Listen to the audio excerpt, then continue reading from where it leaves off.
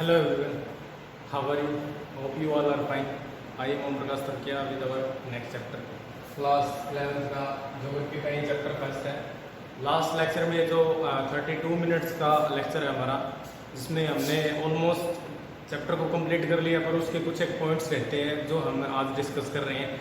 तो ये जो 11th क्लास का ज्योग्राफी का जो भारत स्थिति है, उस चैप्टर का ये लेक्चर सेकंड है। ठीक है, इसमें हम क्या पढ़ेंगे, जो भारत के पड़ोसी देश है और भारत के जो आकार है उसके बारे में पढ़ेंगे, और कुछ है जो इम्पोर्टेंट टर्म्स हैं या आप कह सकते हो कुछ उसमें कॉन्सेप्ट संकल्पनाएं हैं, उसको हम पढ़ेंगे। ठीक है, तो हम शुरू करते हैं। सबसे पहले हम भारत के जो राज्य भी रह गया था, मैप करवा दिया था मैंने आपको, उसमें स्टेट है, उनकी लोकेशन है, क्योंकि आपको मैंने फील करना दिया था कि आप ये मैप है वो भर सकते हैं, उसमें ब्लैंक मैप में इंडिया की।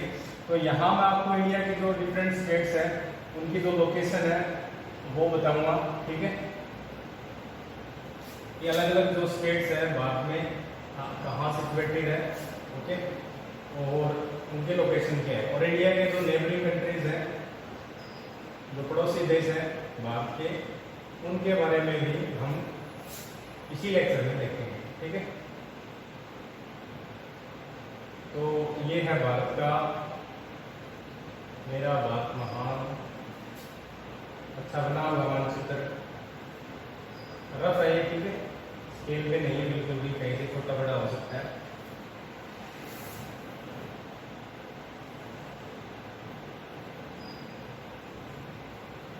तो भारत के जो सबसे पहले हम बात करते हैं भारत के राज्य और भारत के राज्य और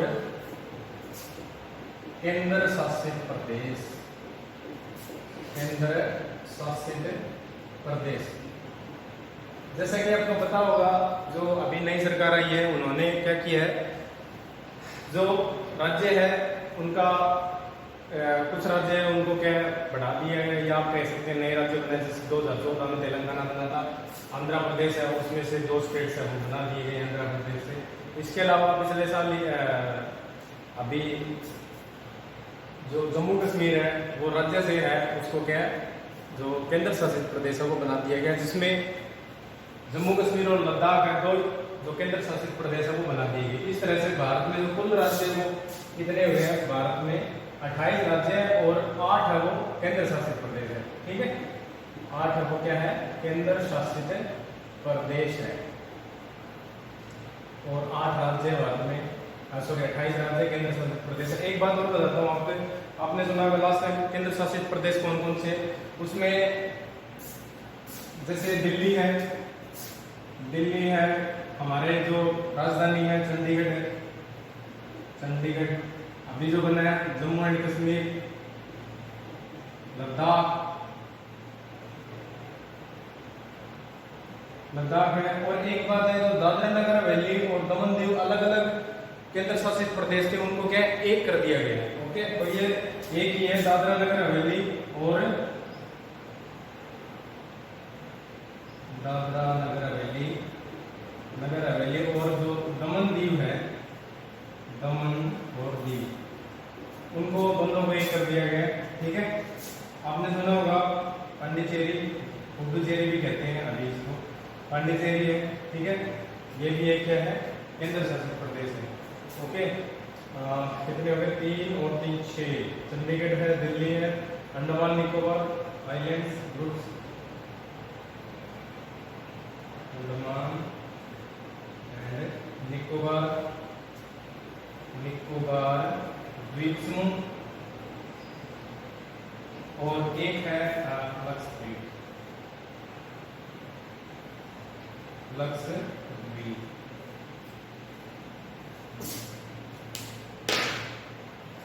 दिल्ली, चंडीगढ़, जम्मू कश्मीर, लद्दाख, दादरा नगर हवेली, दमन दीव, पांडिचेरी, अंडमान निकोबार, लक्षद्वीप, ये क्या है, भारत के 8 केंद्र शासित प्रदेश है। इसके अलावा राज्य है, राज्यों की अगर बात करें तो आपको पता होगा है, इसको तो हटा दिए गए, तो आप यहाँ से याद रखेंगे पंजाब है।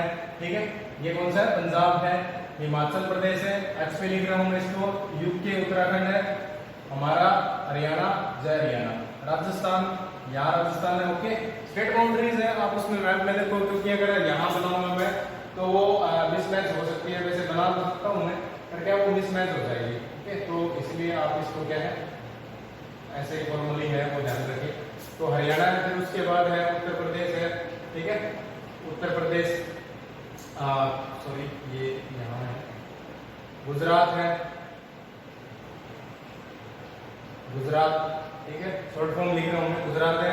फिर उसके बाद यहाँ मध्य प्रदेश है और महाराष्ट्र और कर्नाटका, एक ही लिख देता हूँ मैं, केरला है, ओके, तमिलनाडु, यहाँ आंध्र प्रदेश है, तेलंगाना और फिर उड़ीसा, यहाँ उड़ीसा है, ओके, और झारखंड है, सॉरी छत्तीसगढ़, यहाँ छत्तीसगढ़ है, झारखंड है, ठीक है। और इसके अलावा वेस्ट बंगाल, बिहार है, ये है सिक्किम, हिंदी में लिख देता हूँ सिक्किम है, अरुणाचल प्रदेश है, मेघालय, नागालैंड, मणिपुर, सॉरी नागालैंड, मिजोरम, मणिपुर, त्रिपुरा, यहाँ त्रिपुरा है, ठीक है, त्रिपुरा, ठीक है। ये यहाँ पर जो द्वीप समूह है, बंगाल की खाड़ी में द्वीप समूह है, इसको बोलते हैं अंडमान एंड निकोबार द्वीप समूह, ठीक है। और यहाँ है लक्षद्वीप, ठीक है, यहाँ लक्षद्वीप है। ऑलमोस्ट हो गए होंगे सारे, लगभग हो गए हैं, रहा नहीं है अभी तक, मेरे हिसाब से तो नहीं रहा है, या एक बार चेकआउट कर लेते हैं।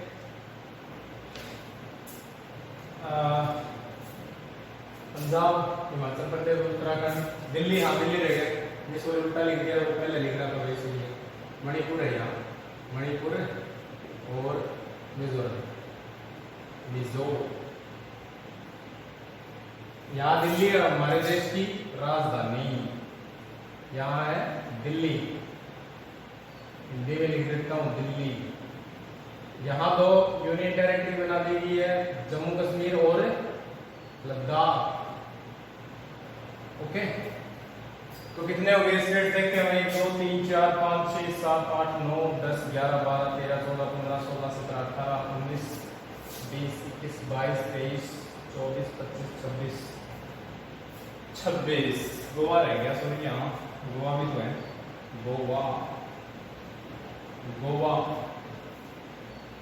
उड़ीसा, वेस्ट बंगाल, झारखंड, छत्तीसगढ़, तेलंगाना, आंध्र प्रदेश, और कौन सा रह गया, कर्नाटका है, केरला है, तमिलनाडु है, आंध्र प्रदेश, तेलंगाना, महाराष्ट्र, गोवा हो गया, गुजरात, झारखंड है, छत्तीसगढ़ है, त्रिपुरा है, मिजोरम है, असम रह गया, सॉरी, यहाँ बीच में असम है, ठीक है, असम। तो ये है भारत के 28 राज्य और केंद्र शासित प्रदेश है, उनकी लोकेशन है दिल्ली है, ठीक है, दिल्ली है, चंडीगढ़ आपको पता है, हरियाणा और पंजाब की दो कॉमन है, एक राजधानी है, जम्मू कश्मीर हो गया, जम्मू कश्मीर की अलग है, ये अलग है, लद्दाख, दादर नगर हवेली है, वो यहाँ है, दादर नगर हवेली क्या है यहाँ, और दमन दीव है, यहाँ जो आइलैंड ग्रुप्स हैं वह, पौंडीचेरी है वो अलग अलग जगह पे है, वैसे तो ऑलमोस्ट यहाँ है, वैसे यमन भी है, अलग अलग पैचेज में बिखरे, अंडमान निकोबार यहाँ है और लक्षद्वीप है। तो ये है भारत के मुख्य रूप से राज्य और केंद्र शासित प्रदेश, ओके। अब बात करते हैं भारत के पड़ोसी राज्य, उसमें मैप में करवा दिया था मैंने, फिर भी एक बार आपको रिपीट करवा देता हूँ मैं भी, हाँ करवा दिया था या नहीं करवाया तो अभी आप हो जाएगा उसमें, कि भारत के कौन कौन से क्या है पड़ोसी देश है। एक बात और बता देता हूँ, यहाँ समुद्र से सीमा नहीं लिखती है, त्रिपुरा की और उसकी क्या बोलते हैं, त्रिपुरा और मणिपुर की समुद्र की सीमा नहीं लिखती है, बांग्लादेश की सीमा है, इस तरह से क्या आगे बढ़ जाती है, बांग्लादेश की सीमा लगती है उसकी, ठीक है, ये क्या आगे बढ़ जाती है, और यहाँ पर जो म्यांमार है, ठीक है, और आगे थाईलैंड जैसे वियतनाम, कंबोडिया जो भी है यहाँ जाता है। तो ये है भारत के जो पड़ोसी देश है, भूटान है, बहुत अच्छा देश है भूटान, चीन, खतरनाक दुश्मन देश बताते हैं, हमेशा कहाँ रहता है? नेपाल। नेपाल आंख दिखाने लगा है भारत को। भारत का पड़ोसी देश है, हमेशा से अच्छा देश रहा है, एक हिंदू राष्ट्र भी है रहा क्या है भी हिंदू राष्ट्र ही है। फिर भी क्या है, इससे ज्यादा जो रिलेशन है वो चीन के साथ होने लगे, डिप्लोमेसी में लगा लो या फॉरेन पॉलिसी में गड़बड़ होने के कारण या उनका झुकाव इस तरफ हो गया है। तिब्बत है वो चीन के कब्जे में है, वैसे तिब्बत को मान्यता नहीं मिली है, देश है तिब्बत वैसे, फिर भी ये चीन के कब्जे में है। फिर है अफगानिस्तान, थोड़ी सीमा लगती है भारत के यहाँ। अफगानिस्तान भारत का पड़ोसी देश, अफगानिस्तान, ठीक है। फिर है भारत का सबसे खतरनाक दुश्मन, पड़ोसी तो वैसे होते ही पाकिस्तान। क्या लिख दिया मैंने? पाकिस्तान, पाकिस्तान है। और उसके अलावा बांग्लादेश, बांग्लादेश पहले पूर्वी पाकिस्तान का 1972 में क्या है, इसको जब इंदिरा गांधी प्रधानमंत्री थी तब क्या है, यहाँ पर ज्यादा झगड़े वगैरह होने से तो बहुत सारे जो माइग्रेंट्स हैं प्रवासी भारत में आने लगे थे, क्योंकि यहाँ जो पाकिस्तान के जो लोग हैं उनको क्या है, मतलब पूर्वी यहाँ का भेदभाव किया जा रहा था पाकिस्तान के लोगों के साथ, तो वो क्या है यहाँ भारत में आने लगे थे। तो क्या है यहाँ पर इसको क्या आजाद देश है वो 1972 में बनाया गया बांग्लादेश को, ठीक है। बांग्लादेश, बांग्लादेश है, ठीक। उसके बाद म्यांमार, म्यांमार। फिर हमारा जो समुद्र तटीय सीमा से लगता पड़ोसी देश है श्रीलंका।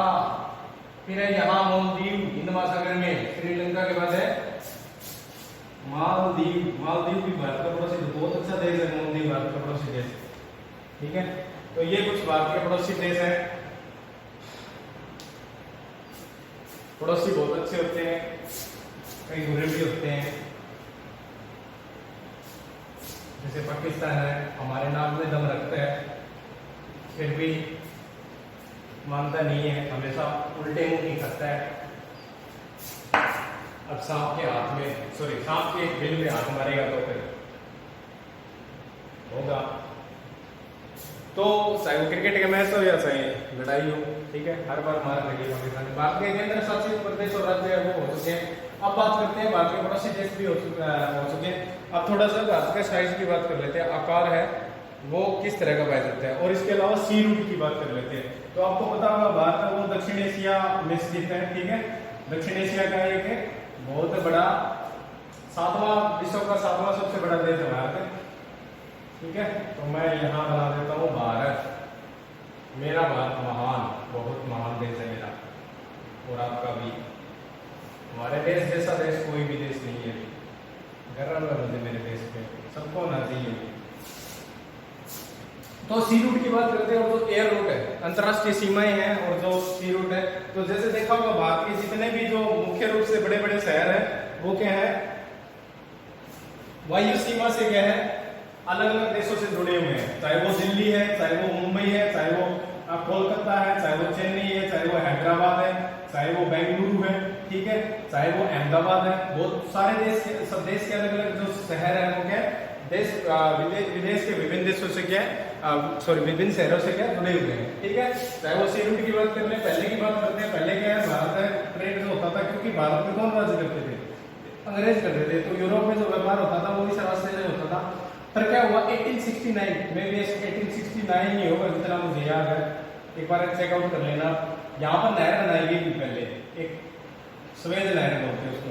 ये स्वेज नहर बनाई गई जिससे क्या हुआ, व्यापार आसान हो गया। यूरोप और जो दक्षिण एशिया के देश है यहाँ से भी पहले, यहाँ से ग्राउंड लगा के जनाब सीधा जा सकते हैं, ठीक है।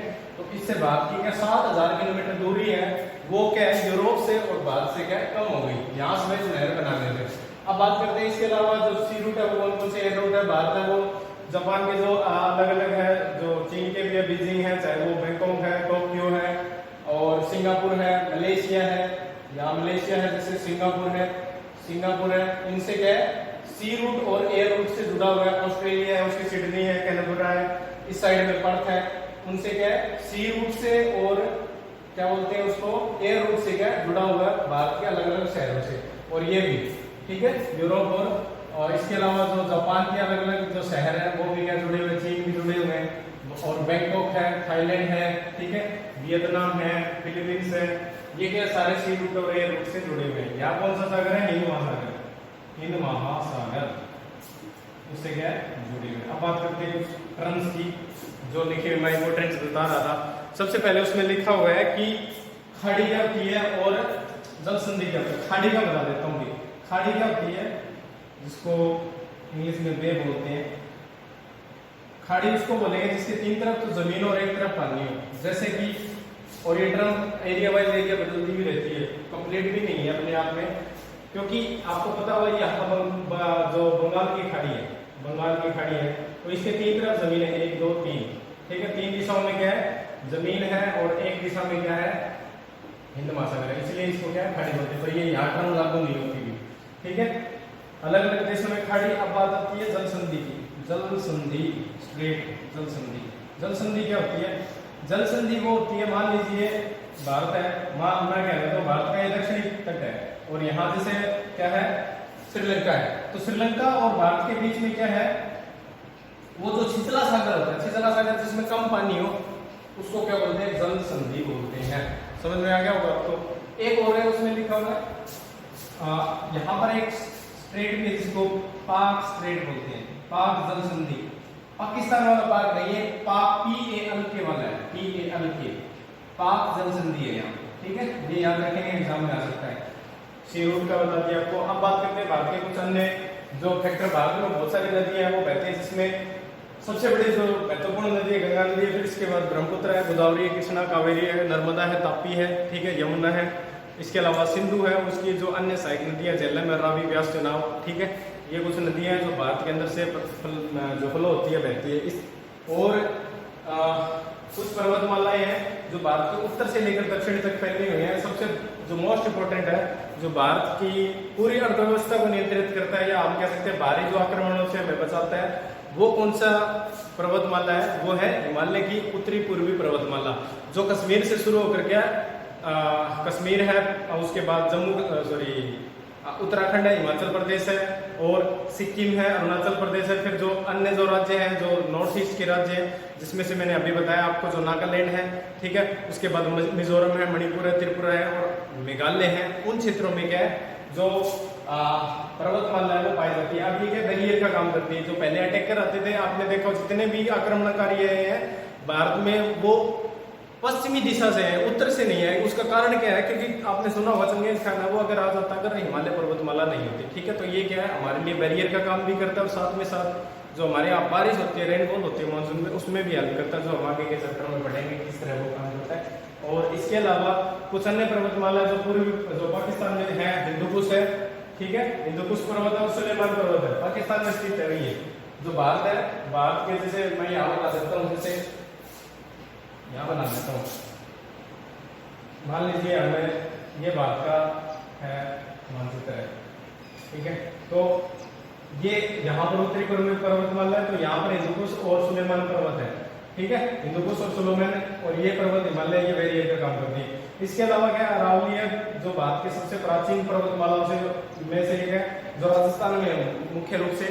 और फिर है भारत के जो प्रायद्वीपीय पठार है, जो क्या है पूरा क्या लावा से बना, जिसको दक्कन ट्रैप भी बोलते हैं, लावा के बना, जो सबसे कह सकते हैं हम जो रगड़ है, या हम कह सकते हैं सबसे पुराना जो पठार है वो पाया जाता है, जिसमें बहुत सारे खनिज पाए जाते हैं भारत में, ठीक है।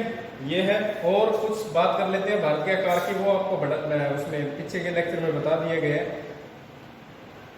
उम्मीद करता हूँ आपको समझ में आ गया होगा इतना जो मैंने बताया आपको। इसके अलावा भारत में तापमान में, और जो क्या बोलते हैं जिसको वर्षा में भी बहुत ज़्यादा भिन्नता है पाई जाती है। राजस्थान में अधिक तापमान पाया जाता है गर्मियों के दिनों में, और सर्दियों में क्या है, भारत के ऐसे भी क्षेत्र में तापमान क्या माइनस में चला जाता है, ठीक है। तो ये फैक्टर्स भी याद रखेंगे। इसके अलावा कुछ अन्य भी चीज़ें हैं जिसमें लिखा हुआ है कि भारत की जो सीमाएं है वो किस तरह से जुड़ी है। तो एक बात याद रखेंगे, आपकी बुक में नहीं लिखा, फिर भी बता देता हूँ। भारत की जो सीमा है वो 15,200 किलोमीटर के लगभग है। क्या जो भारत की स्थलीय सीमा की बात कर रहा हूँ मैं, उसमें जल सीमा लिख रखा है, मैं बता रहा हूँ आपको स्थलीय सीमा। और इसके अलावा जलीय सीमा है। जलीय सीमा कौन सी, जो क्या बोलते गुजरात से शुरू होकर महाराष्ट्र और इस तरह से क्या कर्नाटका और आगे बंगाल तक फैली हुई है। स्थलीय सीमा तो ये होगी पूरी की पूरी, जो राजस्थान से विदेशी सीमाएं भी शामिल है इसमें। और जो 75,000 क्या है, 16.5 किलोमीटर भारत की क्या है समुद्री सीमा लगती है, समुद्री सीमा, समझ में आ गया? अच्छी बात है, समझ में आ गया तो। और इसके अलावा इसमें क्या लगभग हो गया है, आपको पता चल गया होगा भारत के पड़ोसी देशों के बारे में, हिंद महासागर के बारे में, और खाड़ी कौन कौन सी पाई जाती है, बंगाल की खाड़ी और अरब सागर को भारत में पाए जाते हैं। और कुछ रह गया तो आप क्या कमेंट डाल सकते हो, उसमें बता सकते हो कि ये रह गया, आपको उसमें अलग से क्या बता दिया जाएगा। मैं भी पूरा चैप्टर कंप्लीट हो गया, फिर भी कुछ प्रॉब्लम आती है तो आप वो पूछ सकते हो, ठीक है। परंतु एक बात और लास्ट में लिखा हुआ है कि भारत में क्या है, पहले तो माउंटेन रेंज हमारी सुरक्षा करता था, पर आज नहीं करता। जैसे चीन है वो हर बार क्या गड़बड़ करता है, उसका कारण क्या है कि भौतिक सीमाएं अब कम हो गई है, क्योंकि जो तकनीक है उसने के इसमें बदलाव है वो कर दिए हैं। ओके, तो ये है हमारा आज का चैप्टर। उम्मीद करता हूँ आपको समझ में आया होगा। मिलते हैं बाद में, अपना ख्याल रखिएगा, बाय।